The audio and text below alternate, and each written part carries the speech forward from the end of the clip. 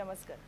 Doctor Sudhakar Jadhavar यांच्या जाधवर इन्स्टिट्यूटला 25 वर्ष झाले. या 25 वर्षामध्ये सर्वसामान्य कुटुंबातल्या विद्यार्थ्यांना ज्ञानदानाचं काम करणं आपण आणि आपल्या कुटुंबासमवेत डॉक्टर सुधाकर जाधवर करत आहेत. यामध्ये वर्षभरात अनेक सांस्कृतिक कार्यक्रम राबवणं, शैक्षणिक कार्यक्रम घेत असताना विद्यार्थ्यांमध्ये खरं तर खेळाडूंची सुद्धा उपजात बुद्धी निर्माण होणं आणि एक खिलाडू वृत्तीने या विद्यार्थ्यांनी आयुष्यामध्ये सामोरं जाणं, या सगळ्यांसाठी सुधाकर इन्स्टिट्यूटमधून अतिशय चांगल्या पद्धतीचं काम केलं जाते.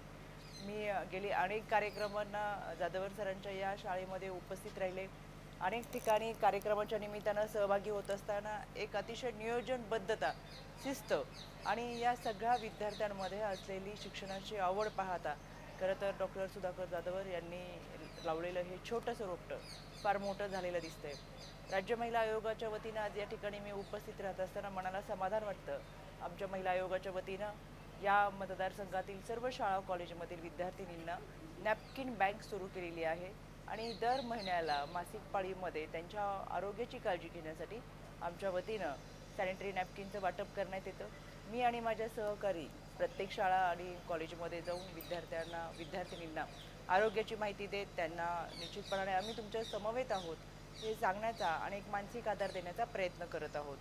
यामध्ये डॉक्टर सुधाकर जाधवर असतील, शार्दूलजी जाधवर असतील, अतिशय चांगल्या पद्धतीने वेगवेगळे सेमिनार आयोजित करतात, चर्चासत्र आयोजित करतात. राष्ट्रीय आंतरराष्ट्रीय पातळीवरच्या विचारवंतांना बोलून हा विचारांचा ठेवा, एक विचाराची सरणी आपल्या विद्यार्थ्यांना देण्याचा प्रयत्न करतात. आणि म्हणून मला असं वाटतं, दीपस्तंभ जर समोर असेल तर हेलकावे खाणारी नावसुद्धा फार मोठ्या लाटांना पार करून किनाऱ्यापर्यंत पोहोचत असतात.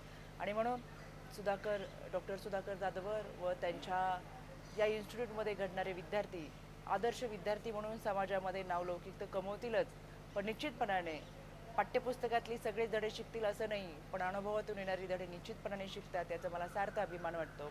25 वर्षाच्या दैदिप्यमान परंपरेला माझ्या मनपूर्वक शुभेच्छा.